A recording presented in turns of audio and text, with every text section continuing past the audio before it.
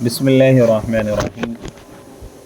سبق نمبر 8، بچپن میں رسول رحمت صلی اللہ علیہ وسلم کی خصوصیات۔ رسول رحمت صلی اللہ علیہ وسلم کے رضائی بہن شیمہ ایک مرتبہ آپ کو لے کر باہر نکل گئیں۔ دھوپ تیز تھی۔ حضرت حلیمہ فرماتی ہے کہ آپ صلی اللہ علیہ وسلم پر موسم کی شدت کا اثر نہ تھا۔ آپ علیہ السلام جدھر جاتے ابر کا ٹکڑا سایہ کرتا تھا۔ 2 سال گزرنے پر جب آپ کا دودھ چھڑایا گیا، آپ صلی اللہ علیہ وسلم بہت توانا، تندرست اور اپنے ہم عمر بچوں سے زیادہ اونچے اور پورے تھے۔ آپ صلی اللہ علیہ وسلم 2 سال کے تھے مگر 4 برس کے دکھائی دیتے تھے۔ رسول رحمت صلی اللہ علیہ وسلم ایک دن اپنے ہم عمروں کے ساتھ وادی میں تھے۔ اتنے میں کچھ لوگوں کو دیکھا جن کے ہاتھوں میں سونے کی تھال میں برف بھری تھی۔ انہوں نے آپ علیہ السلام کو پکڑ لیا۔ ہم عمر ساتھی ڈر کر بھاگ گئے۔ پھر ان لوگوں نے زمین پر آپ علیہ السلام کو لٹا دیا، اندرونی اجزاء نکال کر برف سے اچھی طرح دھویا اور پھر انہیں اپنی جگہ رکھ دیا۔ اب دوسرے نے آپ علیہ السلام کے سینے میں ہاتھ ڈالا اور دل کو نکالا۔ یہ منظر آپ خود دیکھ رہے تھے۔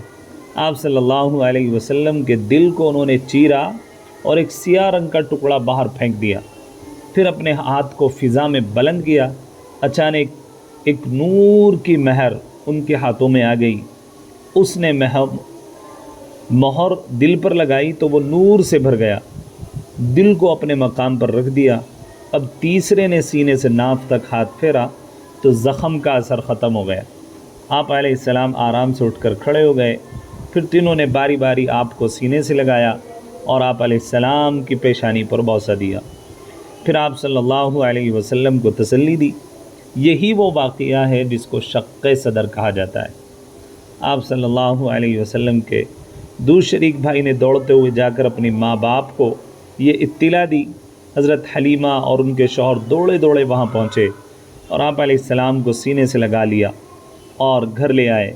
یہ واقعہ 4 برس کی عمر میں پیش آیا اور جنہوں نے آپ علیہ السلام کے سینے مبارک کو چاک کیا وہ حضرت جبرائیل امین علیہ السلام اور دوسرے 2 فرشتے تھے۔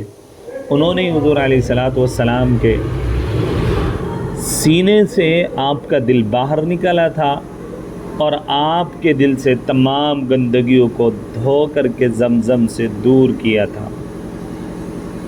انشاءاللہ العزیز آگے کی بات اگلے ایپیسوڈ میں بیان کی جائے گی۔